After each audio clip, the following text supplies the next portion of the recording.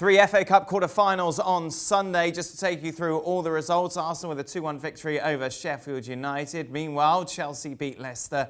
And then a late game, Manchester City with a 2-0 win over Newcastle. Craig and Kasey with me to look back at those games. Craig, let's start, shall we, with the Arsenal game. Late drama. It looked like it was going to be an Arsenal win. United equalised, and then Ceballos with the winner. Yeah, which saved the extra time, obviously, which nobody really wants at the moment because of all the games coming thick and fast after the lockdown. Look, we know Sheffield United haven't started particularly well since the restart. Their momentum has completely gone. So for Arsenal to go there and make the changes that they did and play some youngsters again, and Lacazette got some game time, was actually a good result. You know, David Luiz come back in, so I'm sure that was a bit of nail-biting for some of the Arsenal fans. But at the end of the day, you know, into the semi-finals, winning away at Sheffield, where they lost in the league this season, I think was a pretty good result. I was intrigued, Kasey, from a goalkeeper's perspective. Could Henderson have done better for the Ceballos goal? Did he open himself up a little bit? Well, I think obviously Henderson has had a fantastic season, and I think he has a tremendous future ahead of himself. And Craig made a point during the match that, you know, with De Gea maybe making the odd mistake, that maybe Henderson goes back and challenges him. But a little bit of a learning curve for young goalkeepers at times. And I think when Ceballos broke through at that angle, I would have loved to have seen Henderson just sit at that near post. Just make him beat you with pace. Instead, when he committed coming forward, he left it open for him to kind of get it through him. Now, if Ceballos is able to cut in on his left foot and opens the goal up, then yes, definitely you got to come out, because then there's just too much space to cover. But at that angle, it would have been almost impossible for Ceballos if Henderson had just held at that near post and said, go ahead and beat me, delay, get more defenders back. But again, young goalkeepers, it's all part of the learning curve, and he's got a bright future ahead of himself. But that'll be something that I'm sure that him and his goalkeeping coach will have a look at, you know, as every goalkeeper does after a match, at all those different things, and just see what could have done differently. By no means am I blaming Henderson for the goal, but that's just those little things as you get a little bit older and a little bit more experience that maybe you just sit at that near post. I love when we're doing a co-coms, Dan, and we start talking about goalkeeping issues and you know what a goalkeeper should have done. And I was thinking that when that goal went in, I thought, well, did he need to come for that? And it was a bit like Martinez for the throw-in for the equaliser. Was his positioning correct?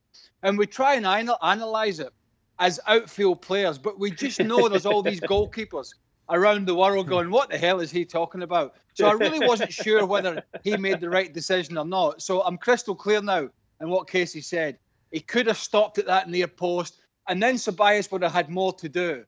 But he rushed out, and at the end of the day, it was a really good finish because he went low around. The keeper always tries to make himself big, and I've got absolutely no idea what I'm talking about here about goalkeepers. Well, you could extend that throughout pretty much most things. Meanwhile, Chelsea through with that win against Leicester. Leicester came flying out the traps, Craig, clearly well up for it. Chelsea resisted, got themselves back into the game. Big half-time substitutions from Lampard that in the end paid off. Yeah, and I've just seen something, I don't know if true or not, that Lampard outed a few of them in the dressing room and said, you're not good enough to be wearing the Chelsea shirt with that kind of performance. Whether that's true or not remains to be seen. Look, young Billy Gilmour had a poor first 45 minutes, but it's a learning curve for that young man. I'm not going to criticise a teenager because he got caught in the headlights a few times, and Leicester did press them. Leicester's only problem, or the biggest problem, was their final third. They did not take advantage of that good play early on. You had Barnes missing opportunities. We had Vardy missing opportunities. We had Tielemans with some poor decision-making. And then Lampard rang the changes, and it was a different game altogether, and it was a fantastic finish from Barkley. And Chelsea have an opportunity to keep that great cup run that they've had over the last 15, 20 years going. The FA Cup has been big for them, and they now go into the semi-finals. Look, that was a tough game, going to Leicester, and they got away with it somewhat. He made all those changes, and they got taken to the cleaners for 25 minutes, but managed to come out somehow unscathed. Christian Pulisic starting once again. A lot of eyes on him, obviously, at the moment. Kasey, Frank Lampard speaking about the young American ahead of this game, saying that he could become a goal scorer like your Mane's. He has got that ability to become a Sterling. Is that just all manager talk, or do you believe it? No, I completely believe it. I mean, if you saw him just even again today, I thought he was Chelsea's best player for a majority of the match. And again, not only what he's able to do in setting up other players, but finding himself in goal scoring opportunities. I mean, Schmeichel made a brilliant save, or he would have scored in that first half. So, I mean, it really is I think Pulisic, if he can stay healthy and continue to learn and get better, there's no question. I completely agree with Frank that the sky's the limit, and you've seen that, I think, through this season. Yes, it was a little stop-start, and he came in, scored some goals, injury issues, but now he looks to be back at full form. And his ability to just on the turn skate past the defender and create space for his team going forward and creating goal-scoring chances, not only for himself but his teammates, that's a rare gift. And like I said, sky's the limit. Craig? Yeah, I don't disagree. And honestly, I think, he's shown, he's got good pace. He's got very good balance and poise. He's already shown he can strike a very good ball. He's a good finisher. Saw that in the week when he took the opportunity that was presented to him by Manchester City. And look, you know me, Dad. I'm not just saying this because he's an American and we're an American network. Because I don't give a stuff. If I don't think a guy's going to be good enough, I'll say it. But clearly here we have an individual who's got a talent. Now, that's not going to give him a God-given right to be in the Chelsea side going forward. And listen, he knows that, right? But what Chelsea are going to have going forward is competition for spots in the team. So everyone's going to have to raise their game. And I think Pulisic, as we've gone through the season and after the lockdown, the 3 months or whatever it is, he's come back in again and he's starting to raise his game again. And Lampard took him off because I think he was carrying a little bit of an injury to the calf. He doesn't want to take any chances with this guy because he knows he's going to be a big player for them. He knows he's going to be a big option for him. And he also knows, and you pointed it out, that he's going to bring him potential goals. And that's huge for a manager. So, yeah, he's got a big future there, but he knows he has to play well. It's as simple as that.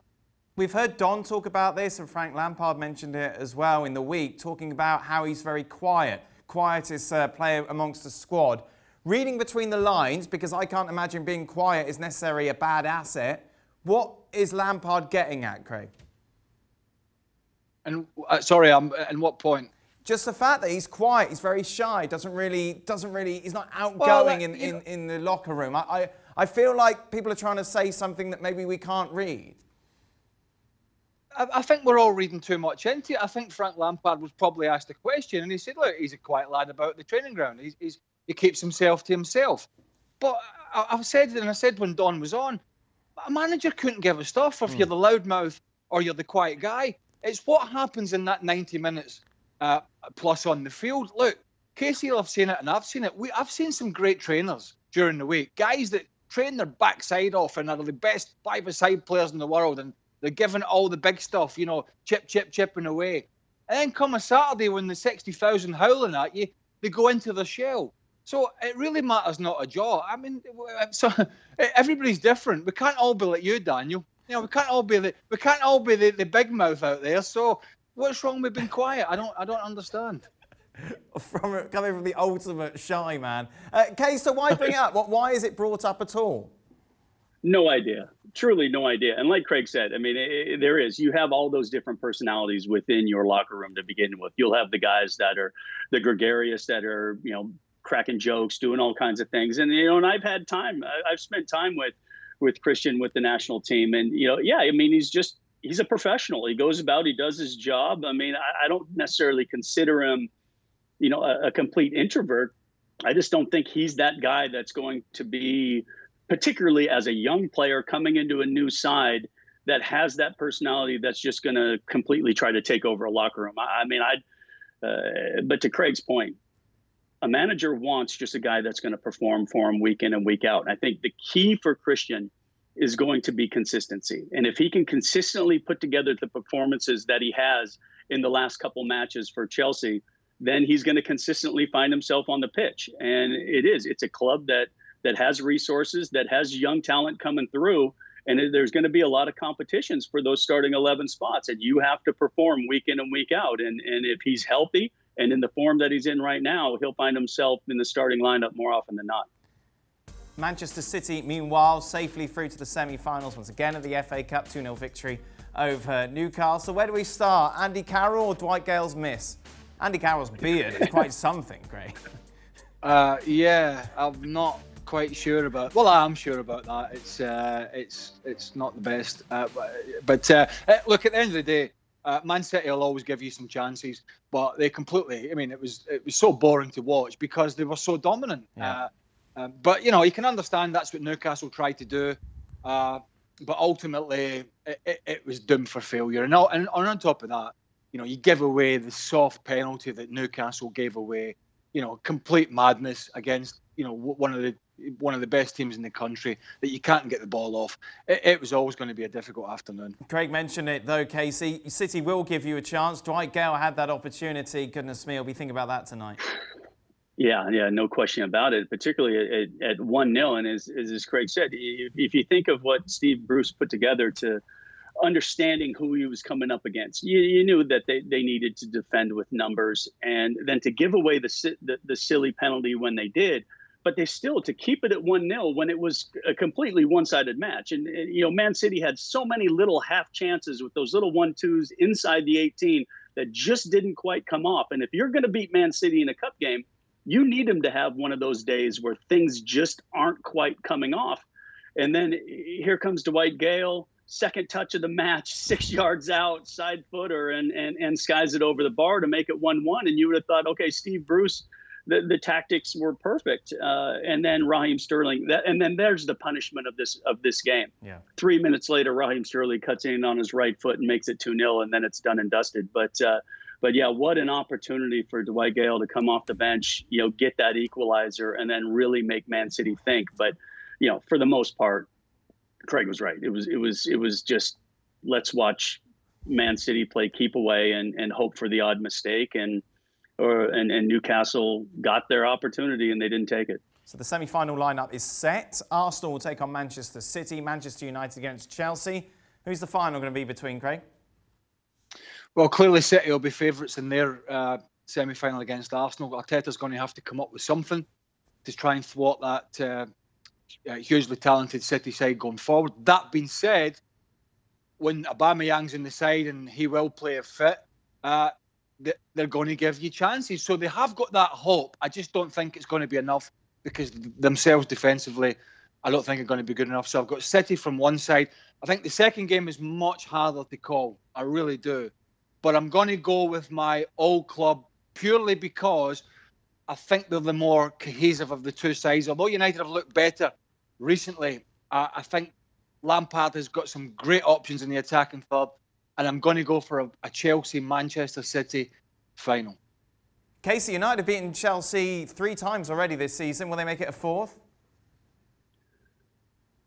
I don't know. I think so. But sometimes when you've beaten a team so many times, you kind of get overconfident. That team has something to prove, and they'll come in and maybe make something happen. But I think it's super tight. I think both teams are trying to figure themselves out. I think Chelsea, as Craig rightfully said, I think might be a little bit ahead of Manchester United in kind of getting their cohesiveness together. But I still have a funny feeling that Manchester United are going to come through and it's going to be an all Manchester final at Wembley.